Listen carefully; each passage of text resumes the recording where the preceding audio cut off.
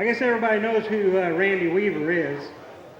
I'm very proud to be able to share a stage with him because this man has paid the ultimate price. And he comes all the way from Idaho. So, Randy, where are you?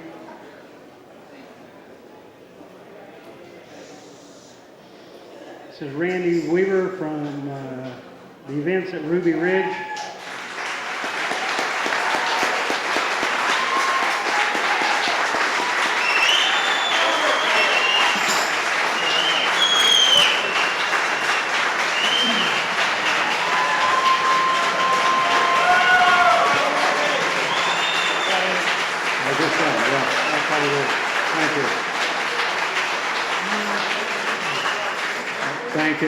Thank you, folks, very much. It's so good to be back here. You're the greatest bunch of people that I've run across. I go coast to coast, and Texans are great. I'm not just being polite. I tell you the truth, but I didn't like it. And it's the truth. And I want to thank the promoters of this little deal here today. Just real nice folks. And that band was excellent. You guys have practiced for a few years anyway. Yeah, real good music. I enjoy that. Thank you. Man, it's hot today. I don't do too many of these outdoor deals, but you guys are tough. I'll tell you what, there's one of the folks have been sitting out there most of the day. This isn't hot? I'm not going to start asking how hot it can get because I've heard some real good ones before. But anyway, how many of you people are afraid of terrorists? Are you really afraid of the terrorists? You know who they are?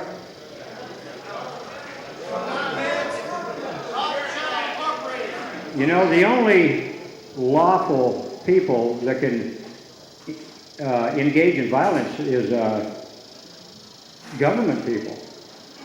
You give a man a badge and a gun, he can go out and beat you, shoot you, jail you, do whatever he wants, right or wrong, and get away with it. And if you go out and you beat somebody up on the street, you're going to jail for assault.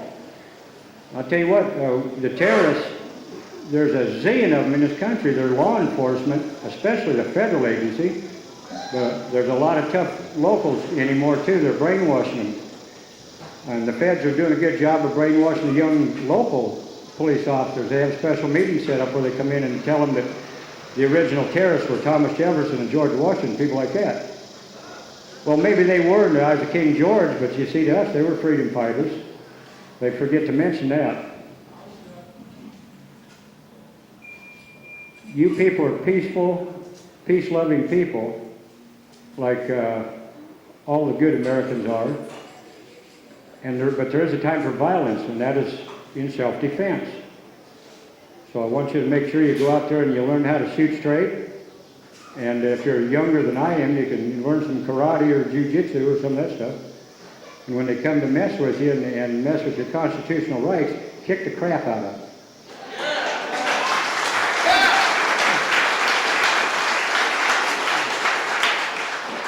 And I hope someday I'm there to watch, because it is coming down the pike, and I worry very much for my children and grandchildren. And I don't care how much older and decrepit I get, I hope it happens before I die, so at least I can get one good shot in sometime, somebody.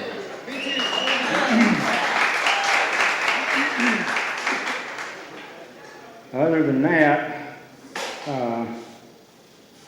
I don't know what you would like to hear. Maybe some questions on Ruby Ridge or anything comes to mind. I'll try to answer questions. If there are any questions, I'd take them. Other than that, I could probably go have another cold Pepsi. Yes, ma'am. Tell us what happened to you. I'll have to make it real brief. It'd take a long time to tell you the whole story. Okay. Basically, if I didn't spend $200 because I didn't have $200 to buy one of their gun stamps. Actually, if I'd had the $200, I wouldn't have bought it anyway, because I won't do anything. You know, the ATF has a lot of regulations and codes and a bunch of garbage they call law, and they enforce as law, and it's all unconstitutional, and therefore is non-law, and it's null and void in my mind. And I tell ATF agents this at gun shows. I sell a lot of books at gun shows. They are breaking their oath of office when they enforce these codes and rules and regulations that the ATF has against the gun folks. And that's what, when they come and mess with you on a gun deal, just get in their face and tell them to, you know, get into the Constitution, read it, learn what it means, and quit breaking that oath. Anyway, I sold a couple sawed-off shotguns without getting a proper permit to an undercover ATF snitch back in when was it? 89, I believe. And this real cool guy, I thought was my friend. I'd known him for like 3 years, and he kept trying to get me to do different things. Actually, there were 2 different ones working to get me to break the law, or one of the regulations. And I needed the money, so I went ahead and I sold this to this guy who, by the way, had been the biggest credit card scam artist that they had caught in the state of Florida. He had committed real crimes by this credit card scam deal he was pulling. But anyway, I sold him these 2 shotguns, and then his boss came to me. He was a Herb Byerly, ATF agent out of Spokane, Washington. And he said that, Weaver, we won't bring 6 or 7 federal firearms violations against you if you join our team. And I go, I don't think so. And he looked at me real serious and says, well, that's the way we do it. And I said, well, maybe you do. It ain't going to happen. Well, from then on, it's just hard head against hard head. It's like, get Weaver. And so they didn't have a warrant for me that day, so they left. Kind of a hurry, actually. They knew I wasn't going to come down to Spokane next day and join their team, so after that, they just waited and waited, bided their time, and they caught me going. Actually, they pretend like they had a broke down truck on our road, county road, and I stopped to help the guy while they arrested me and put me in jail overnight, and then released me on a $10,000 property bond. Gave me a court date of February 19th, 1991, which was the same day January 18th, 1991, they arrested me. And then the court date they gave me was like a month later, February 19th, the next month. Well, then a few days or a week later, they changed the court date to February 20th. I got paperwork stating that the court date was March 20th. So when I didn't show up in court, the ATF turned it over to U.S. Marshals, which one of their main jobs is apprehending fugitives. So the Marshals came into the county with their HRT, or not the HRT, but their SOG, SOG team they called it, Special Operations Group, and paid the local sheriff $5,000 to stay out of the picture and let them run the operation the way they wanted it. And they surveilled our place for the next 17 months, waiting for an opportunity to arrest me, because after that, when they came on the radio and said that I had missed my court date, I sent the paperwork downtown with a neighbor, and he gave it to the local sheriff, and he gave it to, there was 2 little newspapers there in Bonners Ferry, Idaho. And the one fella that run the one newspaper was a retired CIA agent. And I knew the guy. I drank coffee with the guy and visited with him several times. He took that paper and he called the attorney's office down in Boise, Idaho, told him that, I had the wrong court date and why were the U.S. Marshals out on my trail. And they denied it and denied it and denied it. And finally, when I was arrested and taken to court, one of the 10 charges against me was failing to appear in court, which they knew all along I had the wrong date, and they knew they had discussed among themselves that if, I would probably never get convicted of that charge. So they should have just made things right to start with. Well, ironically, after everything was said and done, that's what I got convicted of, was a federal failure to appear, which is a federal felony. I could have appealed my way out of it. I tried to appeal my way out of it one step, and the appellate judges, there's three of them, they said no, they're just going to let that charge stand because they didn't think that I'd show up in court even if I had the right court date. Well, Jerry Spence, he and I both knew that they were still just playing a game. And Jerry says, don't worry about it. We just appeal it to an higher court and we'll get out of this deal. And I said, forget it, Jerry. I said, I'll wear a felony conviction like a badge of honor. They're my enemy. They're like King George. I could care less about what they call me. I've been called a lot of things. Federal felon don't bother me a bit. I just wasn't going to play their game anymore. So anyway, after I failed to appear and they started to surveil the property, we just stayed home. The wife and I never left the property for the next 17 months. Well, one day they decided they were going to shoot this one. We had a really cool yellow Labrador dog that had a big mouth, a very good watchdog. Well, they wanted to coax him out into the woods so that they could shoot him with a silent submachine gun without our knowledge, so that they'd have a better chance to do a dynamic entry like 3, 4 in the morning some night to arrest me. Well, when they shot the dog, turned out my boy, 14-year-old boy Sam, was there with the dog, and my stepson Kevin Harris. They were right there when they shot this dog, and my boy said, they broke Idaho law when they shot the dog. Well, Sam says, you SOBs, he shot Stryker, and he fired 2 rounds in their direction and turned to run for home. And U.S. Marshal Deegan shot Sam in the elbow, and U.S. Marshal Larry Cooper shot him in the back and blew his heart out and killed him. This kid was only 4'10", weighed 80 pounds. He hadn't matured yet. But he had a heart this big, and he had a lot of courage. And he's kind of like his dad and mom both, kind of hard-headed and stiff-necked, never did like a bully. And I'm real proud of that kid. And if he was here, he'd do it again.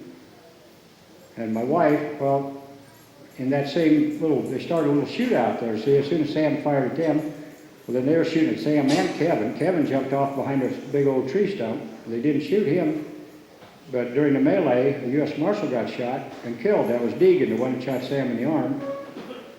So they yelled, at that time then they yelled, don't shoot, U.S. Marshals. Well, Kevin said, don't shoot me, I got to check on Sam. He knew Sam had been hit. He could tell by the sound. He said, sound like, a ball bat hit him in the chest. And he went out, laid the rifle down, went right out in front of these suckers, checked on Sam, found out he was dead, so he picked his rifle up and walked home. These guys were standing there, or they were off in the woods there watching him from here to this front row right here. Why didn't they shoot him? He just, later on they claimed he murdered this U.S. Marshal. Claimed he started the fight, actually. Well, they had 3 or 4 different stories, but anyway, they knew they screwed up. They killed the boy, and they got a marshal killed, and it was their fault, and they knew it. If they thought, my boys was doing something wrong, they'd have certainly stopped Kevin Harris from going home, wouldn't they? Well, about 20 minutes later, after Vicki and I found out Sam was dead, we walked down to get Sam. We thought they'd left because I was sure we were going to get shot. Didn't hear a sound, except, couldn't anyway. Vicki and I, when we found Sam, we were crying, and I was cussing so loud you probably heard me down here, some of you, if she was awake. And found out later they were still sitting right there in that spot where that marshal went down. Never said a peep, and they were after me to start with. So we thought they were gone. Well, we picked Sam up and we got him back home. That's when they called in, all these terrorists, a whole bunch more terrorists from out east, Quantico. FBI HRT team came in the next day, along with, they claimed 400 federal agents. Well, there was probably 4 times that many state and local agents, and 1,500 National Guard troops eventually. The governor of Idaho sent up there. I figured overall there's about 4,000 people up there that had our place surrounded. But the next day, we had 2 other dogs tied up in the yard, and they started kind of whimpering. And I said, well, apparently there's somebody out there who wants to talk. So I walked out to see if they wanted to, I figured watched Ephraim Zimbalist Jr. on TV when I was a kid. I thought, somebody sure enough to be out there and to go like, this is, the law, give yourselves up. I wanted to tell them the story. I wanted them to know the story before I did anything. Well, got out there and the dogs quieted down, and we'd laid my son in the guest shed, on a bed in the guest shed. And I decided to go and be with Sam for a little while, and I reached up to turn the latch on the outside of the door of the guest shed. I got shot in the back through this shoulder, and first thought was like, that really hurt. My second thought was, I'm dead meat. They're just murdering us now. And it sounded like the guy was standing 8-10 foot behind me, because that sound traveled with a bullet. It was real loud, and it came off that building right there too. So I turned around, and my next thought was, I'm going to spit on this sucker. I had a rifle in my left hand, but I didn't feel like shouldering it. I was just going to try and spit on this guy and call him a coward before he shot me again. Well, I turned around, and I couldn't see anybody, and it was just real quiet. And Sarah, my daughter, yells, what happened? Because Sarah and Kevin, my stepson, followed me out. They was outside with me. She said, what happened, Dad? I said, I've been shot. About that time, Vicki, my wife, came out the door of the cabin and yelled. She says, what happened? I said, I've been shot. And she goes, about the second or third time I ever heard her cuss, and she just yelled, you bastards. She didn't know who she was yelling at, but she knew they was out there. Very nice lady. I heard her cuss 2 or 3 times in that couple of days, especially after they killed Sam. Anyway,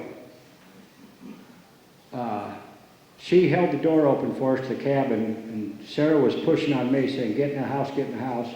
Kevin was running right behind her, or kind of a half run. I don't know if he's a horse, maybe call it a can. I think that's what it was. Anyway, I just stepped inside the kitchen, boom, and Sarah was right behind me. I felt a commotion behind me. Kevin had actually knocked her out of the way, and he fell clear inside the house because his bullet come through the door, the window of the door, through Vicky's head, into Kevin's left arm and into his chest. Killed Vicky. She went down holding our 10-month-old baby in her arms. Elizabeth was underneath her when she hit the floor. Kevin was laying on the floor in the kitchen. And so I knew Vicky was down. I knew something wrong with her, and I grabbed the baby out from underneath her, and the baby was all right. She had jawbone and blood all over her head and on her clothes. And Sarah had been hit with jawbone and blood, and she thought and they probably broken glass too. She thought she'd been hit, but she was all right. But Vicky was dead. Kevin was wounded serious, and in the next 8 days that he was in the cabin, 8 or 9 days, before he surrendered, asked me to shoot him a couple of times because it was so painful for him, which I couldn't do, of course. But anyway, after 11 days total, we surrendered, come out of the cabin. Bogarts come up and talked us out, said that we had a good attorney going to help us. And I knew if we had a good attorney and we'd have a good chance. And besides that, we've got a story out, our side of the story out. Anyway, that's another story. You can read about that maybe. But Bob Schultz is in Johnson City. He made it out of Albany. If you'll hang with us, he's going to be here.